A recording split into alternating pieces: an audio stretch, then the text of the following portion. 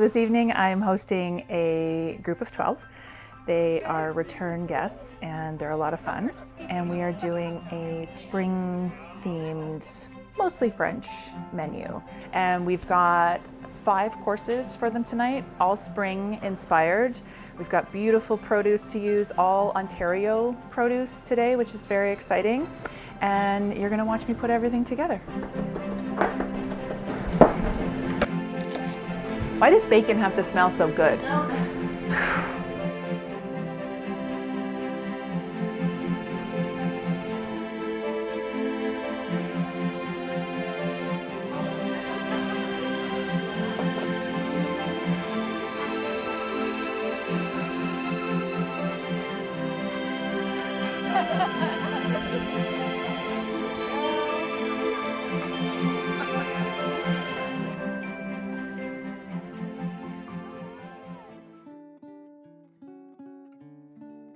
Okay, so we're gonna make a remoulade, which is essentially French garlic mayonnaise with a couple other things added to it. And I'm gonna go with capers. We're gonna separate the eggs out because I just need the egg yolks.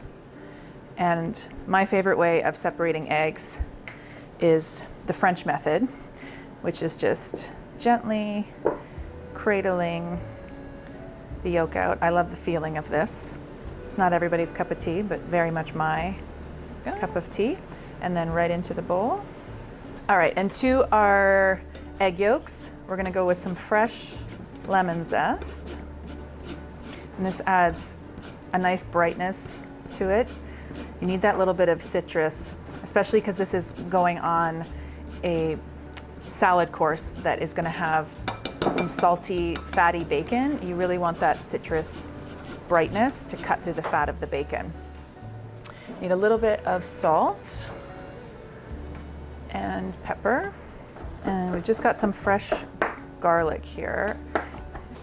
Just with the knife on a hard angle, just start pushing the garlic into the wood and you'll be able to hear the little grains of salt. And it also helps bring out the water in the garlic and it'll form a paste. Just keep cleaning your knife off and then just smashing it and dragging it along the wood. And then you have a little bit of garlic paste and that goes in. And then we're gonna whisk this up. We're gonna add a splash of the lemon juice. Not too much because we do have the zest in there. And this is my little Maggi whisk. I love this thing. It's the perfect vinaigrette dressing egg beater. And then I've just got some neutral grapeseed oil here and we're just gonna slowly add this in. You wanna add it in slowly so that you bring the aioli together into a paste as opposed to it separating and just having oil be in there. So it doesn't take much and then you end up with this very thick golden colored dressing, which will have a little taste. Very nice. I'm not gonna adjust the salt because we're gonna add in some capers and I'm just gonna give these a little quick chop here just to break them down a little bit. And these are brined capers, but you could use salted capers. You just wanna rinse off the excess salt.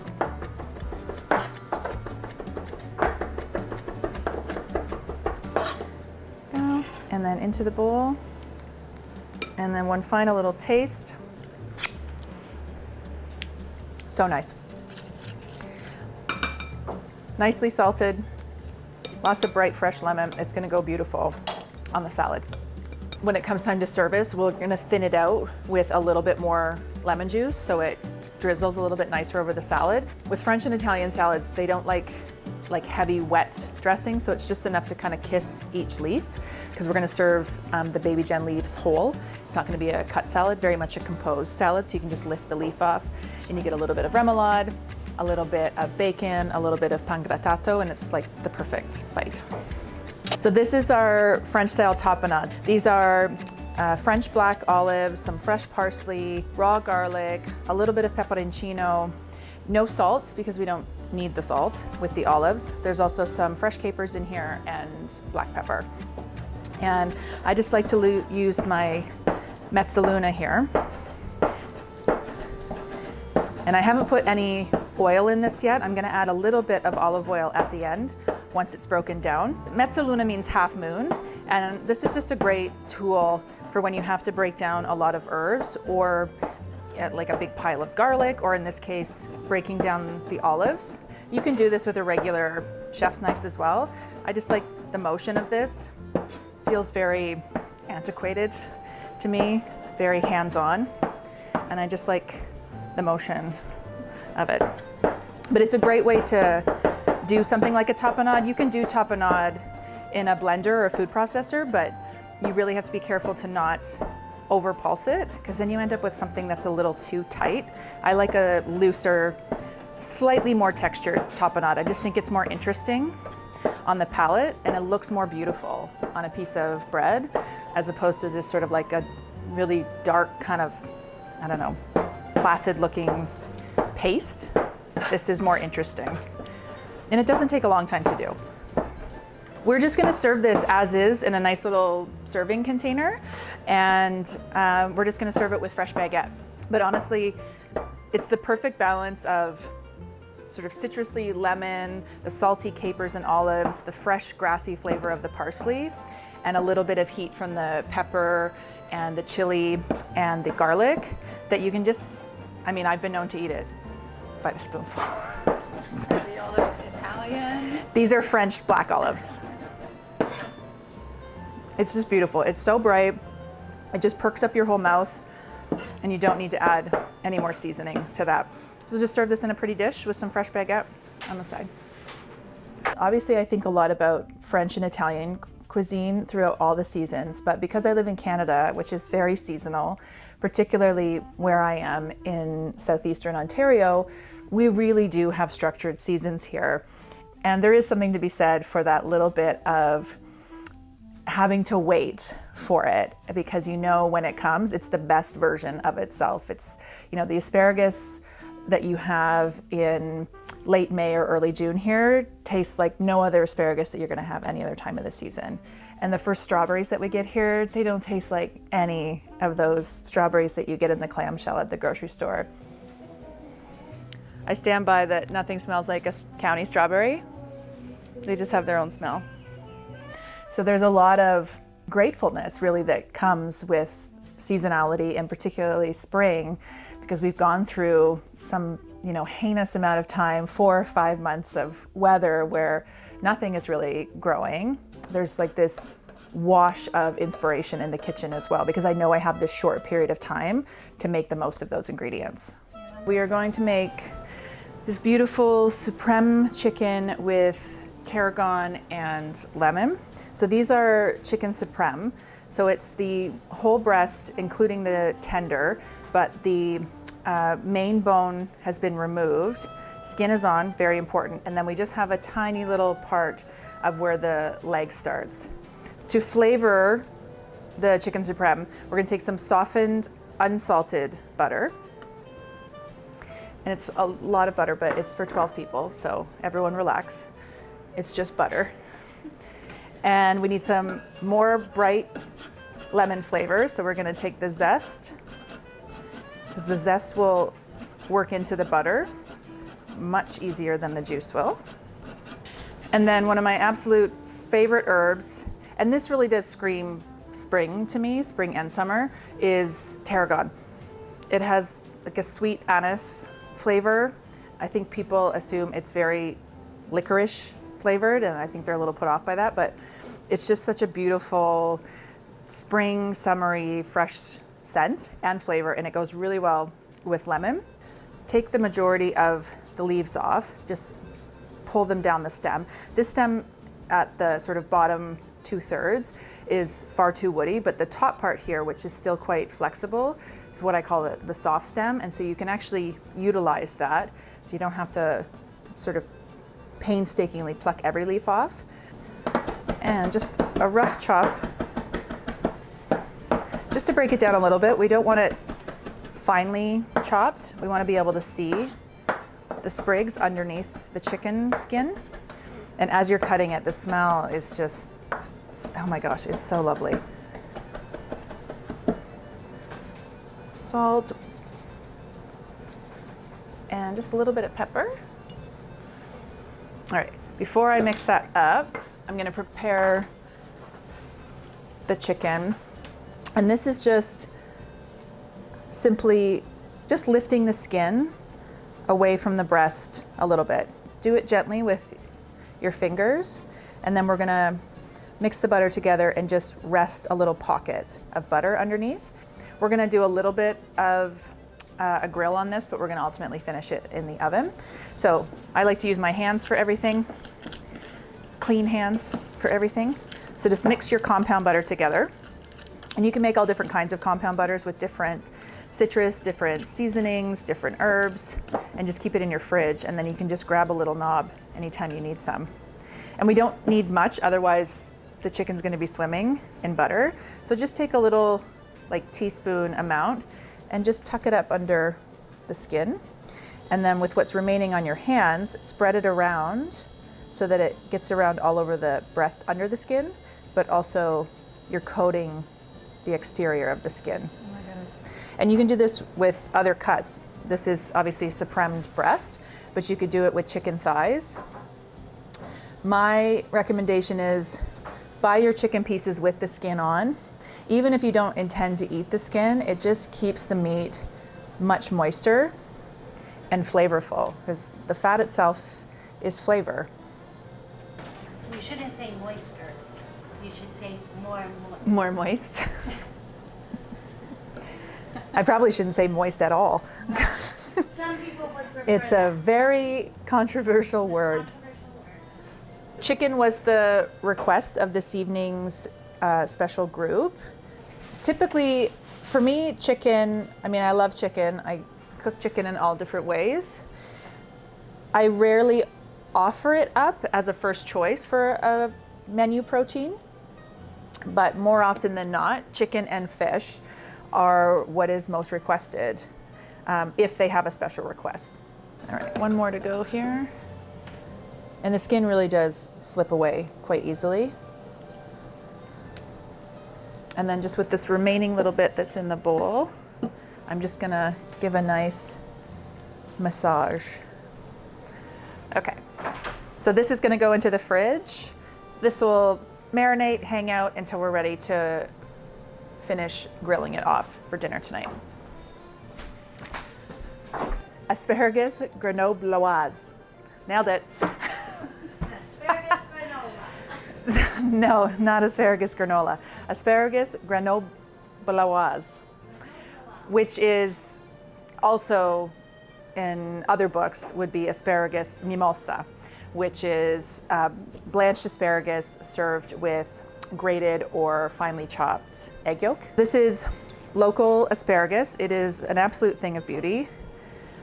Much like when artichokes are in season, I would prefer a bouquet of fresh asparagus and artichokes than any flower that I can think of, honestly. It's just so beautiful. And because we live in a climate where it's seasonal, this is like, much like rhubarb, my most beloved fruit, we get it for a short period of time. So there's almost like a lust factor for these spring vegetables. Okay, so to prepare the asparagus, yeah, you can just nick off the little end there. It's such a satisfying snap sound. And this is totally beautiful as is, but for presentation purposes, if you want to just add a little bit of flair, you can just take a paring knife or a peeler and just take a little bit of, do it this way, of the bottom skin off. And then you have this nice color gradient down here. And that also helps get rid of any extra kind of fibrous parts that might be near the end. All right, and then we've got these gorgeous little sweet Nanette carrots, and we've just peeled them, left a little bit of the green top on, so they've got this beautiful fine point at the end, a little bit of green at the top, and they're just gonna look beautiful plated up. And we're gonna serve these with homemade aioli.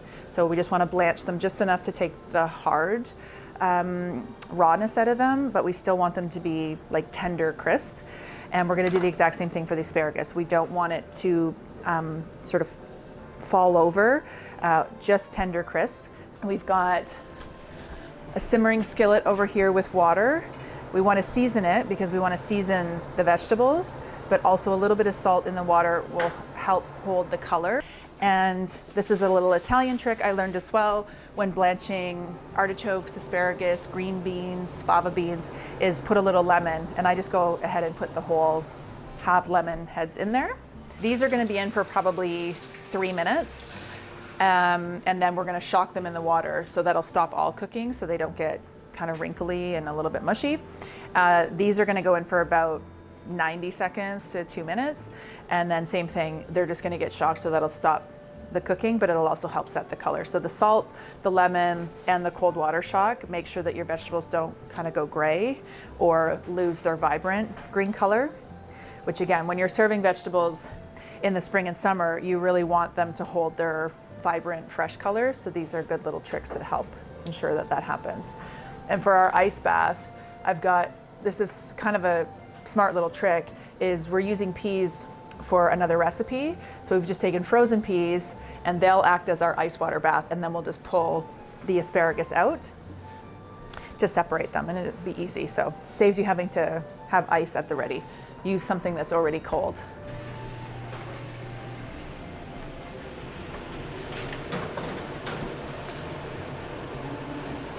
So we'll just give those just shy of 2 minutes. And then into cold water.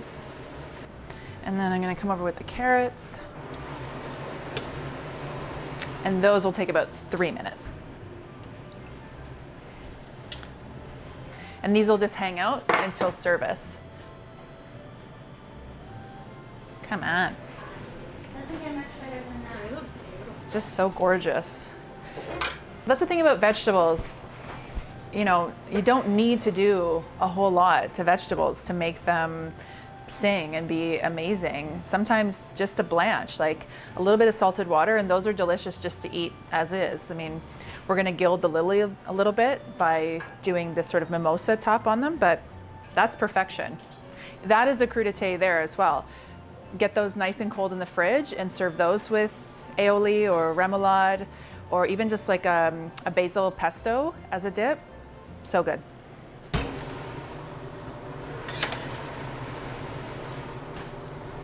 So these can just sit in the ice water for 2 or 3 minutes. And then the same thing, we'll just let them cool and air dry, and then we're gonna plate them with our homemade aioli. Look at this. It's so beautiful. And it makes me want to say, me and Enid are like peas and carrots. Forrest Gump is my favorite movie.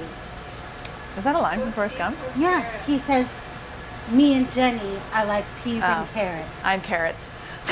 I'll be peas. I like peas. They're cuter than carrots. All right, I'm just gonna put this in the fridge.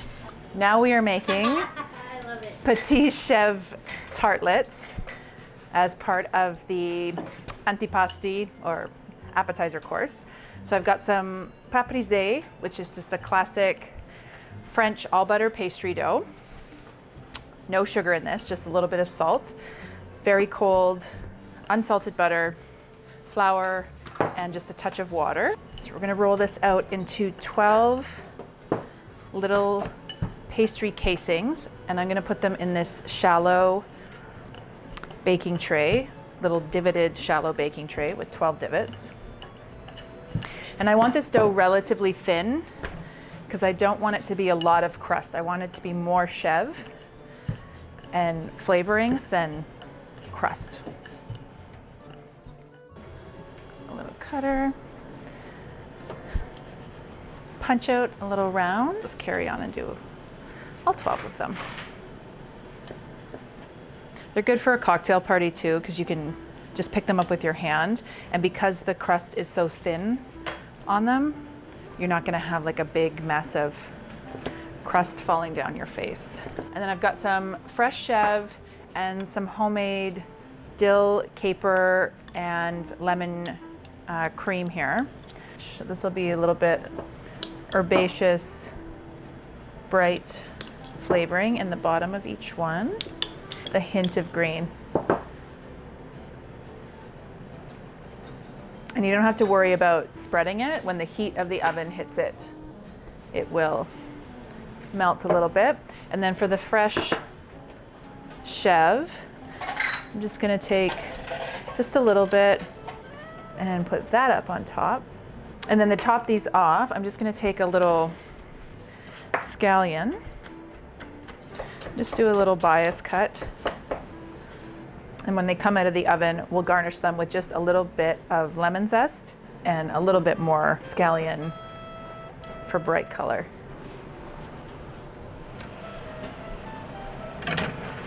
Jill, can you set a 12 for me, please? We are on to our dessert course, which is going to be this beautiful galette with the first of the season's apricots. Look at these little baby blushy bums. I love these. And then some of my rhubarb compote, which is just stewed rhubarb with a little bit of orange zest and sugar. But we need pastry dough. So I've just taken this out of the fridge. This is my chilled pâte à sucre, which is French sweetened pastry dough. And we're making a galette, so that is a kind of rustic, open-faced tartlet or pie. So I just want you to take a peek here at all these little spots of white. That is little broken down balls of butter. And that's what you want in this type of pastry. Super cold. And when all these little bits of butter hit the heat in the oven, the water in the butter will start to boil. You'll get flaky, yet still tender crust that holds everything together. So just make sure you can keep moving the dough around. And we're looking for about 1/4 of an inch thick.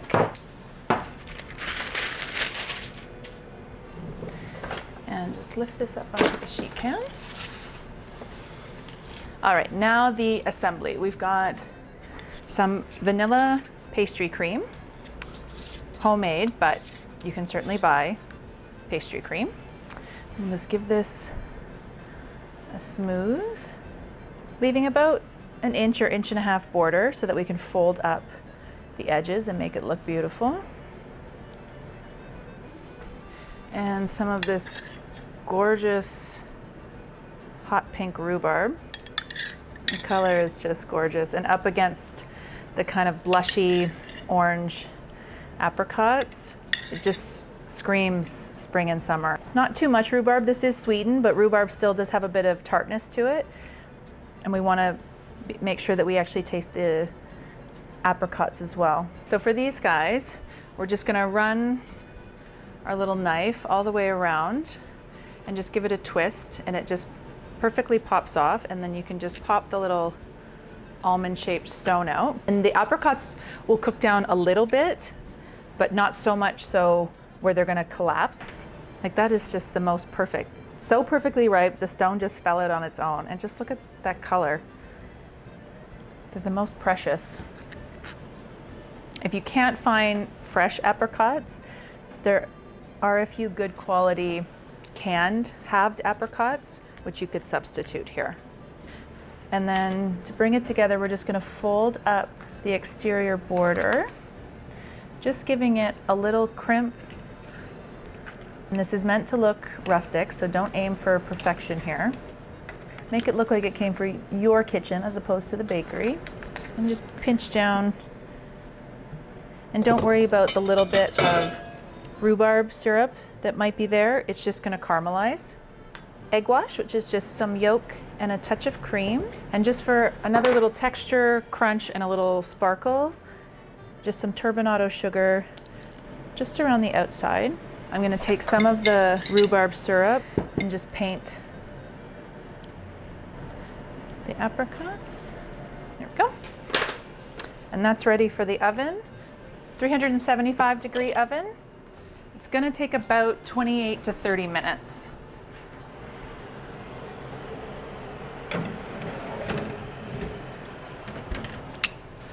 All right.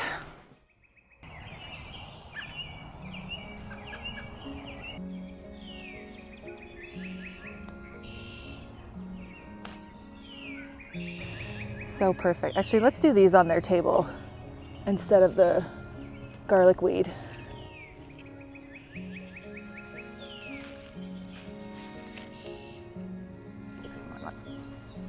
Oh my God.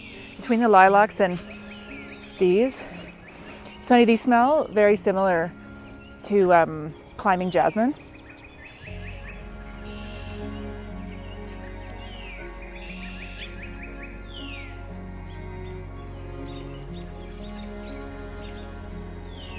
In my spaces that I design, obviously I love attention to detail. I like people to pick out little things that perhaps I might have just done for myself, but I take such pride when people are like, I noticed you did this. And ultimately in my head, I'm like, oh, somebody noticed something I did for myself. Because at the end of the day, I don't expect everyone to notice the little details, but when they do, it just sort of, in my mind, makes me feel that the extra time that I spent to do it was worth it because it added to their experience in this space, which is what it's meant for. It's not just my space, it's theirs as well. It's my table and their table.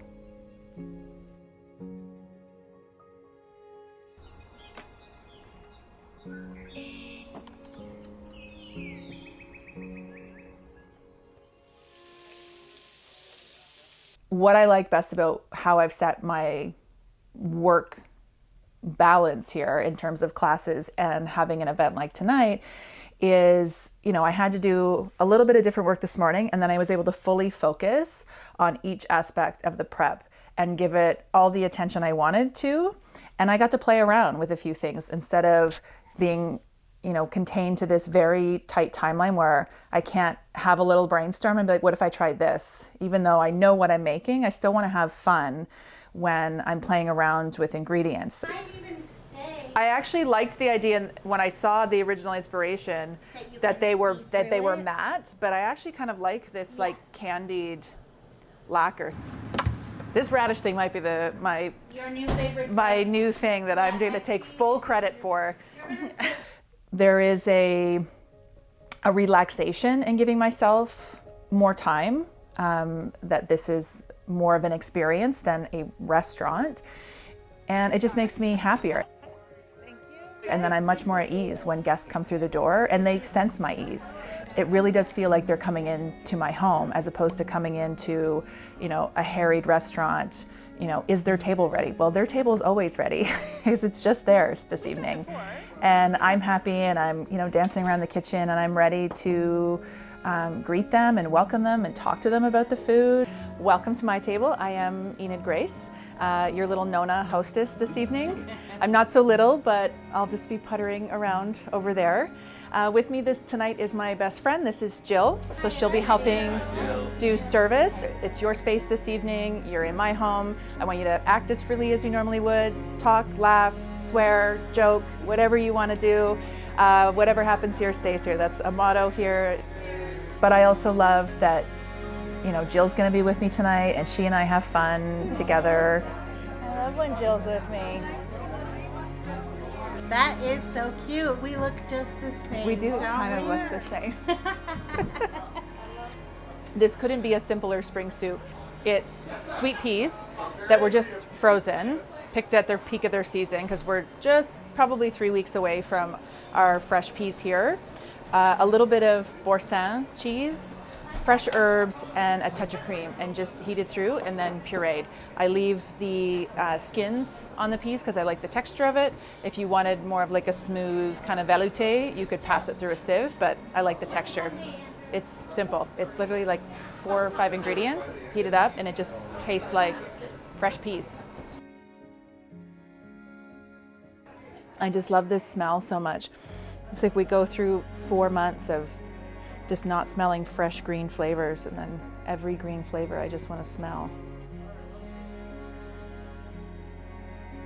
Naming it my table was, I loved my grandmother's big table with all my aunts and uncles and cousins. I kind of all crammed into that table, and all the kind of boisterous laughter and the occasional argument, and I have great memories of it growing up. And then when I was living in Italy, it was that, but kind of on steroids. You know, it wasn't just the family around a big table, but neighbors would come by. You know, the mayor sometimes would drop in of the small towns, and the tables would just get bigger and bigger. They would just almost like not just put a leaf in the table, they would add a whole extra table and bring in the chairs from everywhere. So the table just kept getting longer and longer. And just having, you know, people that knew each other a little, knew each other a lot, family, friends, and then somebody would inevitably show up with somebody that was new to the group, and they would just fit right in and start talking.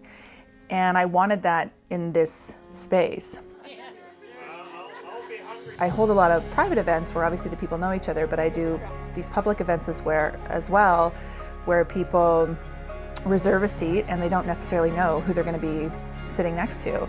And the joy that it brings for me, being in the kitchen, which is directly beside the dining area, is I can just see all of these people, whether they know each other or strangers, interacting with each other. You know, not really even taking in necessarily what they're saying, although I've heard some amazing stories, just being a witness to this sadly kind of old-fashioned way of people sitting around and communing around food. And that's what I wanted this space to allow people to do, and sort of selfishly me be able to bear witness to it, because it makes me so happy and reminds me so much of my time in Italy, and ultimately reminds me of my nan's table. The fade out of quiet, where they go from chit chat and laughing to the first couple bites, and it's just like this quiet, silent. You have this little hiccup of, ooh, maybe they don't like it, and then it's like, no, they love it, and it's quiet, and then it's just beautiful.